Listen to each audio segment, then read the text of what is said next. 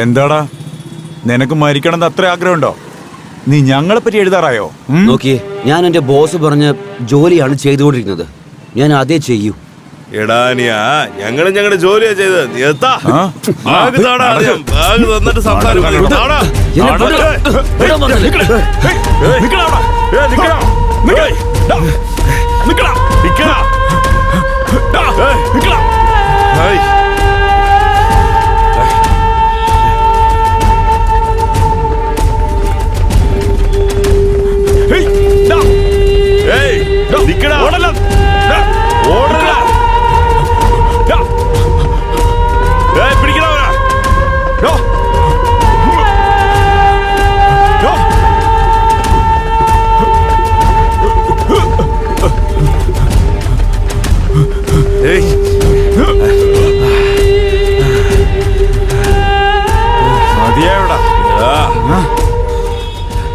ഓടടാ, ഓടിക്കളിച്ചതൊക്കെ മതിയായില്ലേ നിനക്ക്? Bag താടാ, bag എനിക്ക് താടാ. എന്തിനാ? സ്കൂളിൽ പോവാനാ? എടാ ഓവറായിട്ട് സംസാരിച്ചോണ്ടിരിക്കുക. ബാഗ് കഴിക്കേ വാടാ. പറ്റില്ല.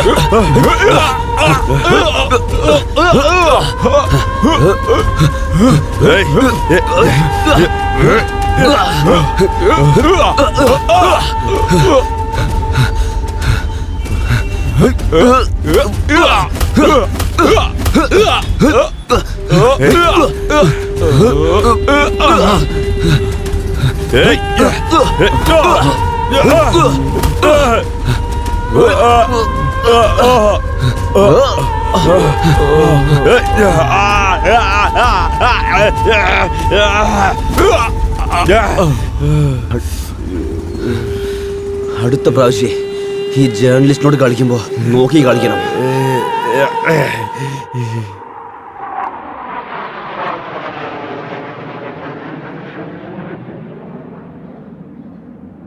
എനിക്ക് ആ ന്യൂസ് വേണം, അതും പെട്ടെന്ന് വേണം. വേറെ ന്യൂസ് ചാനൽ ഈ വാർത്ത വന്നാലുണ്ടല്ലോ, നിന്റെ ജോലി അങ്ങ് പോവും. നിനക്ക് 2 മണിക്കൂർ സമയം. എന്റെ പേര് നവീൻ കുമാർ എന്നാ. ന്യൂസ് എന്ന് പറഞ്ഞാൽ ഞാനായിരിക്കണം ആദ്യം. May coming sir? Karan, come in come in. ഇരിക്കേ. Good morning sir. Bad morning. News ഇപ്പോ മറ്റ് ചാനലിൽ പോയതിനു ശേഷമാ നമ്മുടെ ചാനലിലേക്ക് വരുന്നത്. ഇതുപോലെ തുടരുകയാണെങ്കിലുണ്ടല്ലോ, ഞാൻ വല്ല ഹിമാലയത്തിലും പോയി തപസ്സിരിക്കേണ്ടി വരും. സർ, നമ്മൾ ന്യൂസിന്റെ പുറകെ ഓടുകയാണെങ്കിൽ ന്യൂസ് നമ്മുടെ മുമ്പിൽ ഓടുകയാണ്. പക്ഷേ നമ്മൾ ക്രിമിനലിന്റെ പുറകെ ഓടുകയാണെങ്കിൽ ന്യൂസ് നമ്മളെ തെരഞ്ഞു വരും. റിലാക്സ് സർ, ഈ ഫയൽ കണ്ടു നോക്കൂ.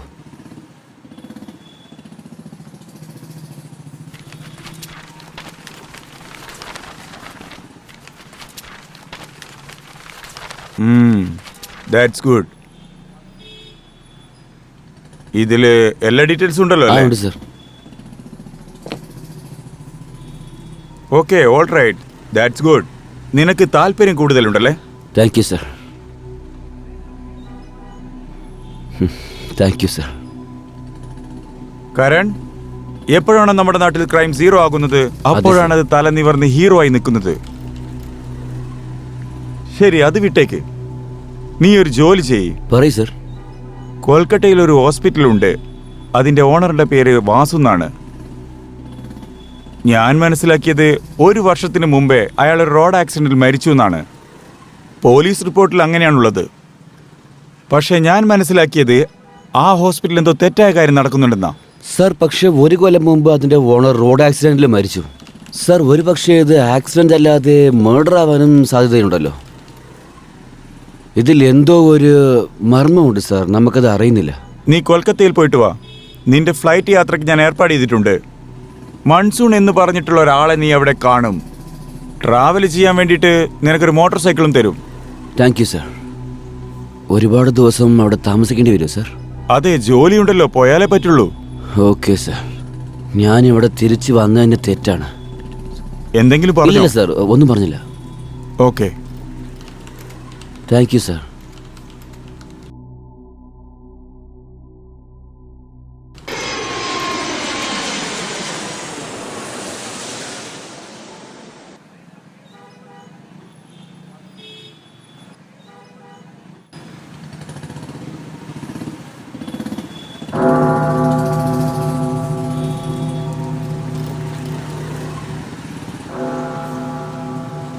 യെസ്, ഒരു പയ്യൻ താങ്കളെ കാണാൻ വന്നിട്ടുണ്ട് ഫാദർ. കാണാൻ വന്നിരിക്കുന്നു. Send him.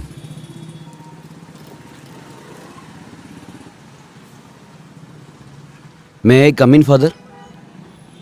Yes, come in.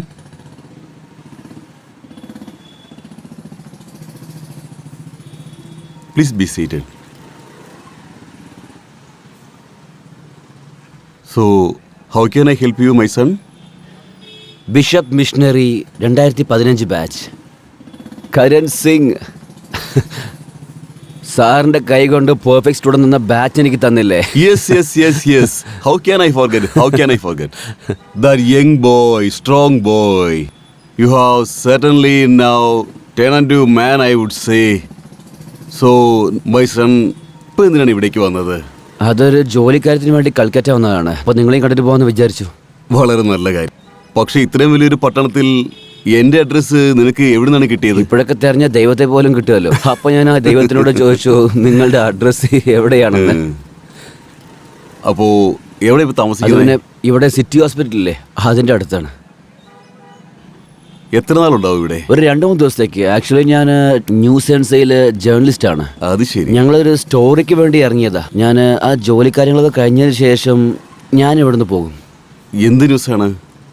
ഇവിടെ തൊട്ടടുത്ത് ഹോസ്പിറ്റലില്ലേ, അതിന്റെ ഓണർ മിസ്റ്റർ വാസു, ആ ഹോസ്പിറ്റലിൽ ഹ്യൂമൻ ട്രാഫിക്കിംഗ് ബന്ധപ്പെട്ട് എന്തോ ഒരു സംഭവം നടന്നു ഞാൻ കേട്ടു. അത് കുറച്ചു വർഷം മുമ്പല്ലേ? ഇപ്പൊ എല്ലാം ഓക്കെയാണ്. പക്ഷേ എനിക്ക് അസൈൻമെന്റ് തന്നു, അതും കൊണ്ട് ഞാൻ വന്നു. എന്റെ ബോസ് എന്നെ ഈ സ്റ്റോറിയിൽ വർക്ക് ചെയ്യാൻ വേണ്ടിയാണ് ഇവിടെ പറഞ്ഞയച്ചിരിക്കുന്നത്. ശരി, അക്കാര്യങ്ങളൊക്കെ ഇവിടെ ആദ്യം ഒരു കോഫി കുടിക്കാം. അല്ലെങ്കിലുണ്ടല്ലോ, ഇത്രയും നാൾ കഴിഞ്ഞ് വന്നപ്പോ ഇത്രയും സമയം കഴിഞ്ഞിട്ടും ഫാദർ ഒരു കോഫി കുടിക്കുന്നതുകൊണ്ട് ചോദിച്ചില്ലെന്ന് പറയും. ചുമ്മാ തമാശ പറഞ്ഞു കേട്ടോ. വരൂ.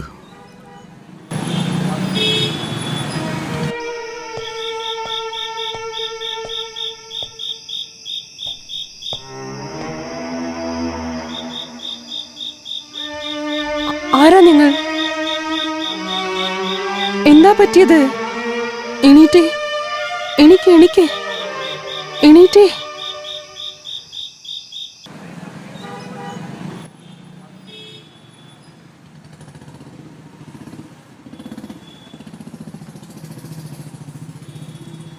Good morning. ഇപ്പോൾ എങ്ങനെയുണ്ട്? Feeling better?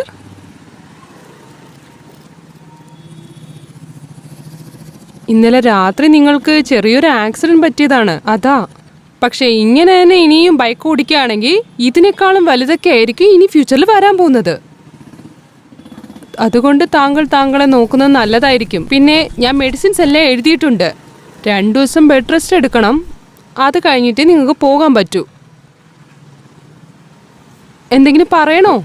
ഇല്ലല്ല, എനിക്ക് താങ്കൾ അവിടെ കിടക്ക്. It's okay. അത് പറഞ്ഞോളൂ. ആക്ച്വലി ഇന്നലെ രാത്രി ഞാൻ ബൈക്ക് ഓടിച്ചുകൊണ്ട് വന്നുകൊണ്ടിരിക്കുമ്പോൾ ഒരു പെണ്ണ് പെട്ടെന്ന് ക്രോസായി. എന്നിട്ട് പെൺകുട്ടിയോ? പക്ഷെ അവിടെ ആരും തന്നെ ഇല്ലായിരുന്നല്ലോ. ചിലപ്പോ ഞാൻ വരുന്നതിന് മുന്നേ തന്നെ അവിടെ നിന്ന് പോയിട്ടുണ്ടാകും. എനിവേ, നിങ്ങൾ നിങ്ങളുടെ ആരോഗ്യം നോക്കൂ. ഞാൻ ഈവനിങ് വിസിറ്റിംഗ് ഹൗസിൽ കാണാൻ വരാം. Take care.